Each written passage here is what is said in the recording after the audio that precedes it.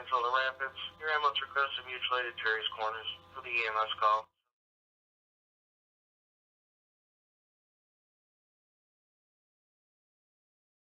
There's a 53-year-old male with abdomen pain, diaphoresis, and vomiting. BLS priority here is going to be on FD EMS. Perkins repeating to Rapids. Terry's Corners requesting you mutual aid Y ambulance.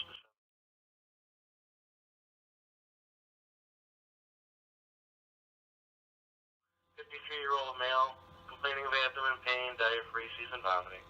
BLS priority, you'll be on FDMS, 10 o'clock, Niagara County Fire.